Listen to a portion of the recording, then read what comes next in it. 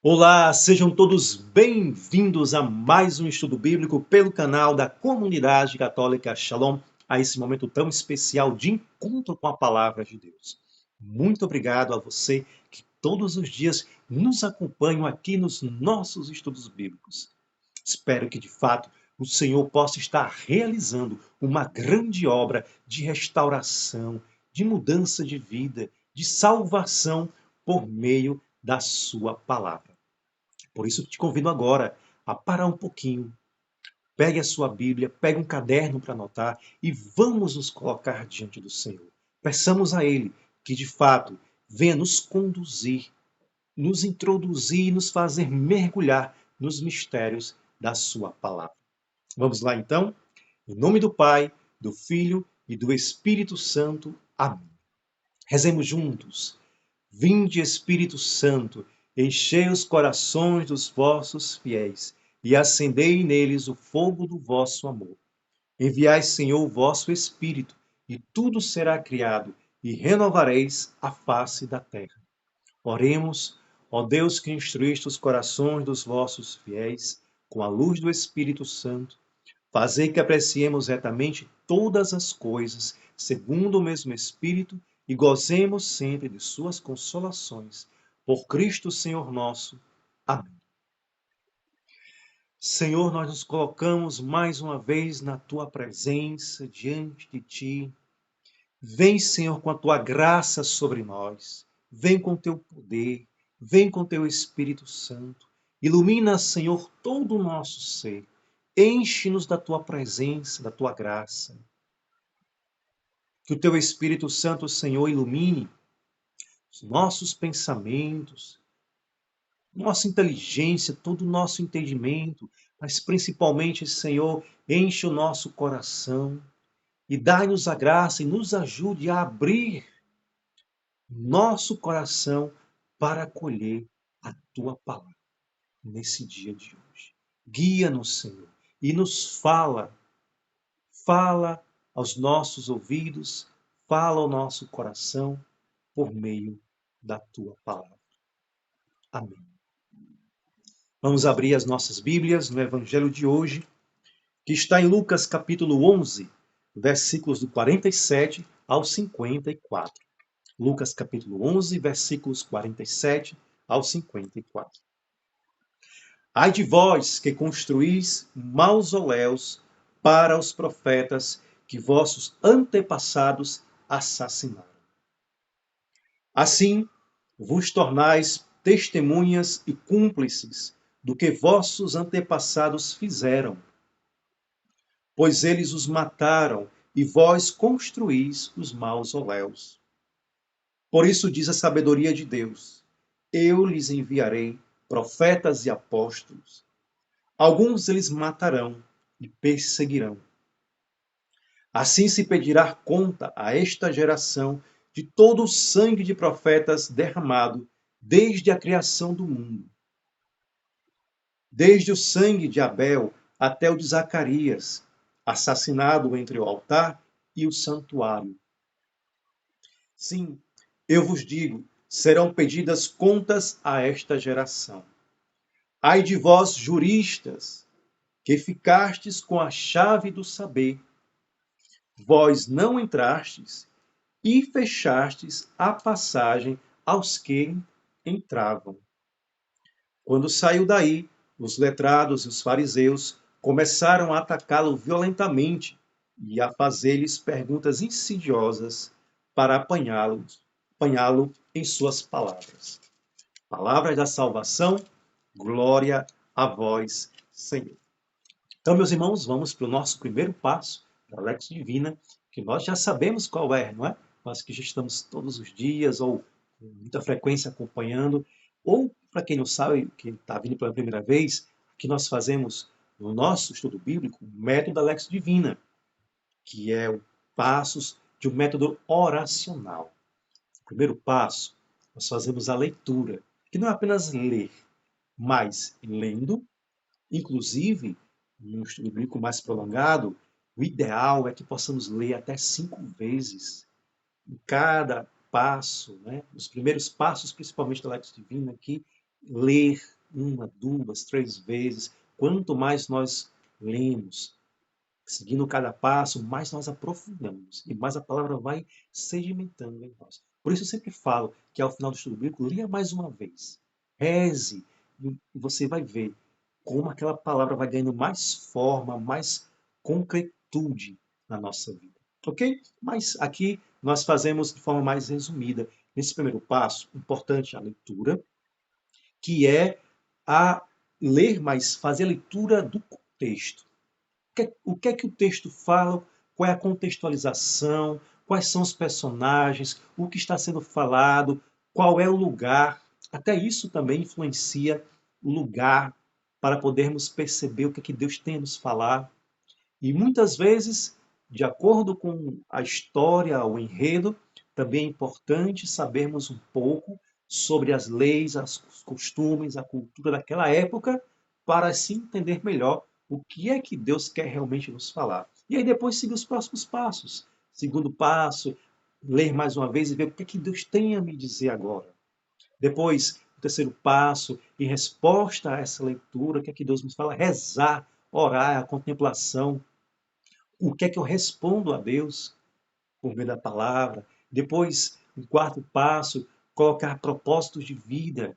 O que é que, depois de ter lido, depois de ter rezado, visto o que é que Deus tem a me falar, o que é que eu, como é que eu respondo na minha vida, no concreto. Tudo isso é muito importante, ok? Por isso, vamos aqui no nosso primeiro passo. Qual é o contexto aqui? Se nós acompanharmos já essa história, na verdade, esse diálogo, essa discussão, na verdade é uma discussão de Jesus com os fariseus, se inicia no versículo 37, quando Jesus estava conversando, falava com as pessoas, e um fariseu convidou ele para comer na sua casa.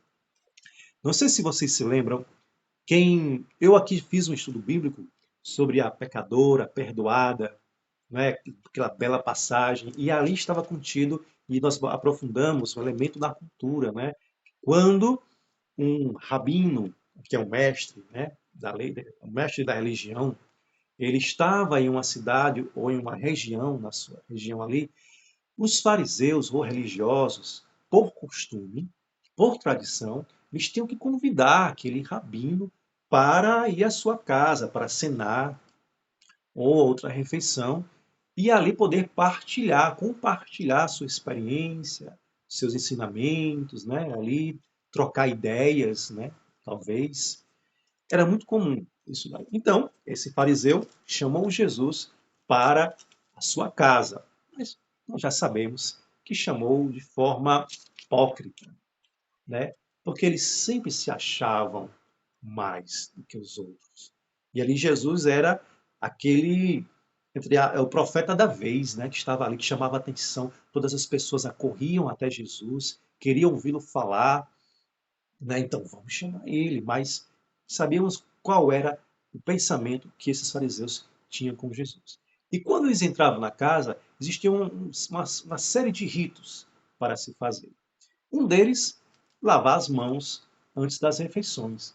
Jesus não fez, talvez de propósito, para mostrar um pouco a hipocrisia, né? E quando Jesus, ao não lavar as mãos, diz o texto aqui que o fariseu, vendo, estranhou que não lavasse as mãos antes de comer.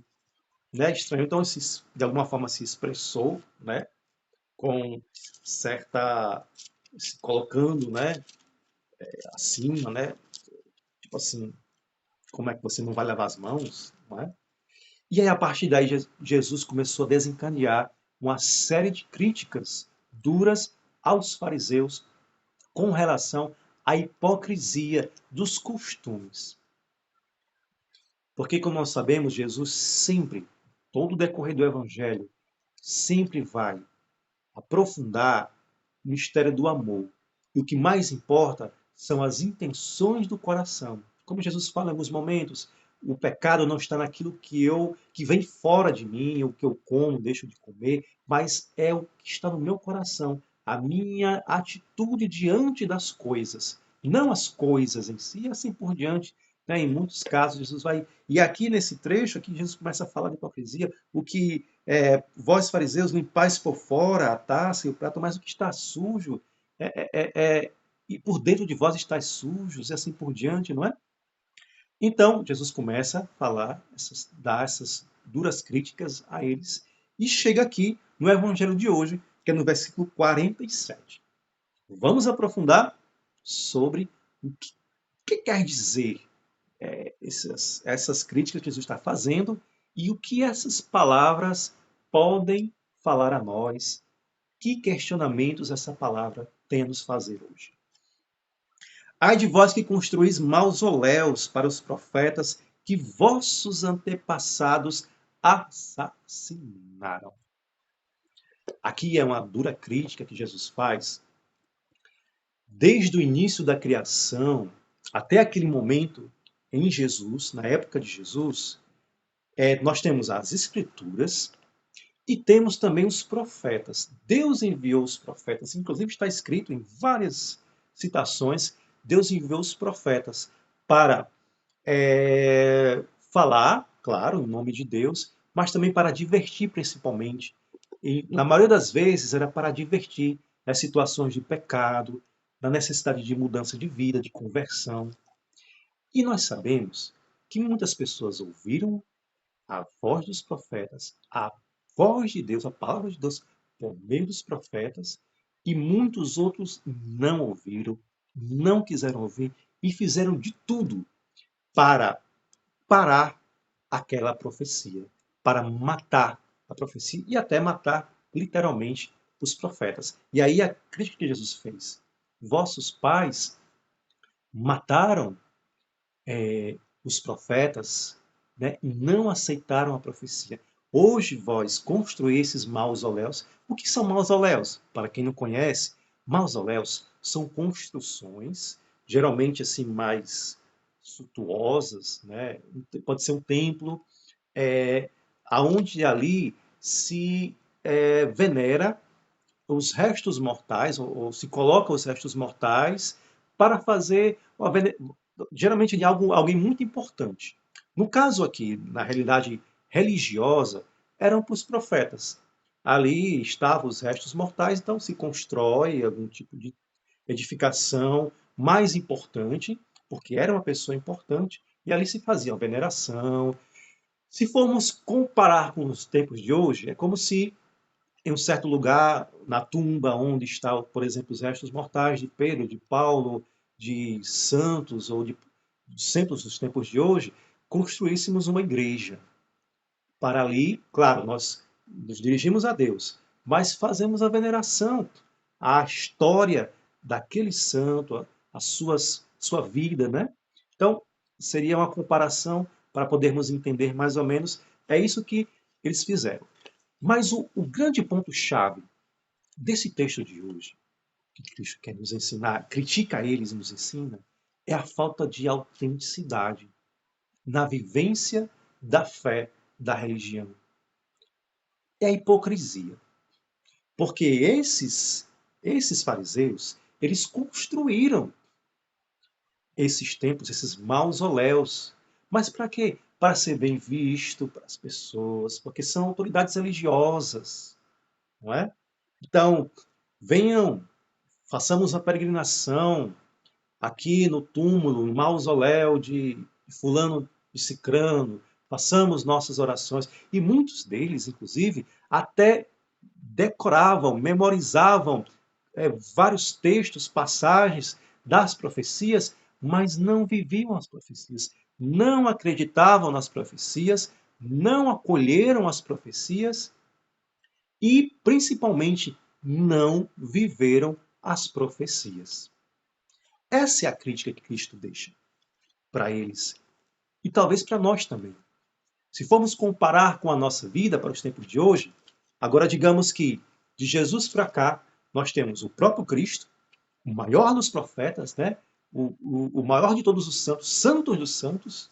Temos os outros santos que Deus enviou ao longo da história também para, com a sua vida, com o seu testemunho, também ser sinal de Deus para nós, para nos falar, para nos ensinar. Temos a palavra de Deus, claro que é o principal meio a voz de Deus que nos orienta, mas também temos os santos.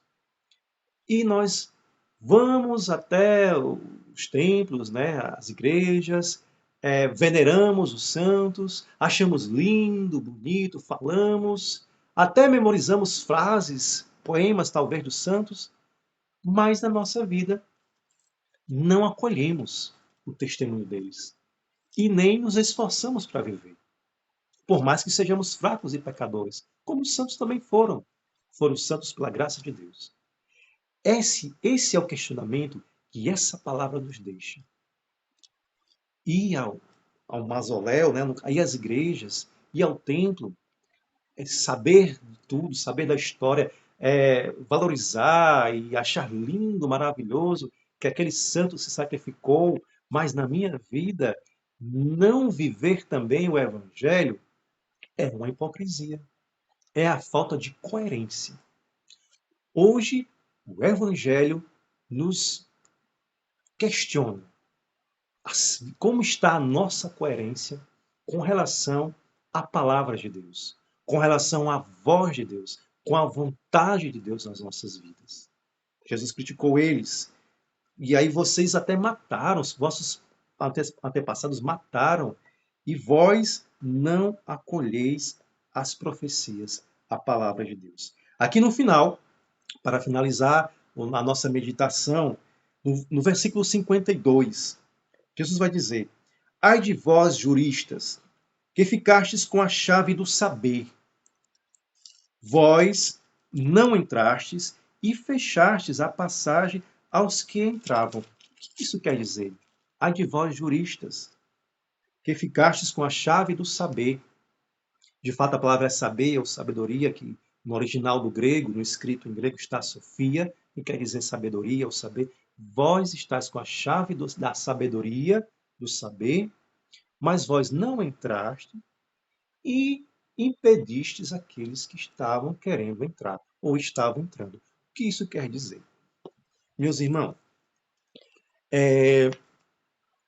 ao longo da história, né, da lei de Deus, dos profetas, Deus falou, como nós já meditamos aqui, Deus falou por sua palavra, pelos textos bíblicos, falou pelo decálogo, né, os 10 mandamentos, falou pelos profetas.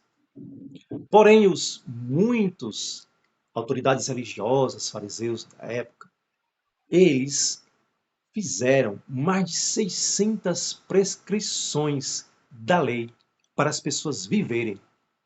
E sempre falaram que teriam que viver. E quanto mais viverem à risca, se chegaria ao céu.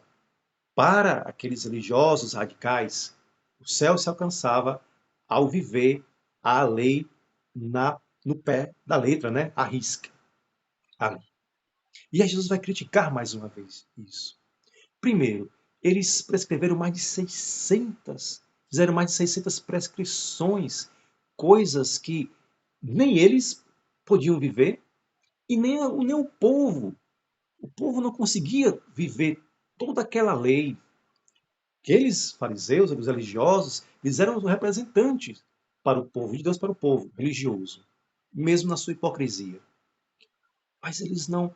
E eles, por isso que fala que o texto juristas, porque as autoridades religiosas, eles tinham o poder de legislar na realidade religiosa. Existiam as leis civis, existiam as leis religiosas e as autoridades tinham o poder de criar, né, de legislar.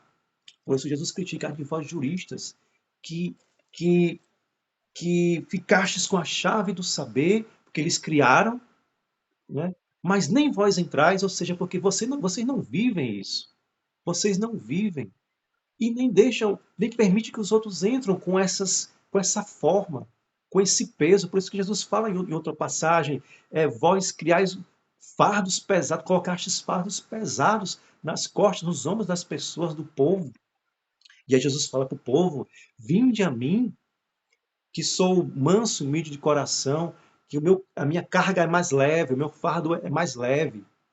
Claro, entendam bem o sentido do fardo leve. Não quer dizer também que o caminho de Cristo é uma vida fácil, tranquila, não tem problemas, não teremos dificuldades. Não. Sabemos muito bem.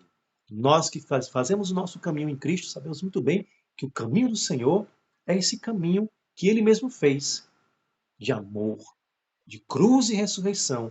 Um caminho da porta estreita, que tem as suas renúncias, sacrifícios, ofertas, mas também é uma vida de salvação, de ressurreição, de vida nova, de alegria, de satisfação por pertencer a Deus e crer que, seguindo ao Senhor e pertencendo a Ele, alcançaremos a vida eterna. Não na vivência radical que ninguém é capaz de viver.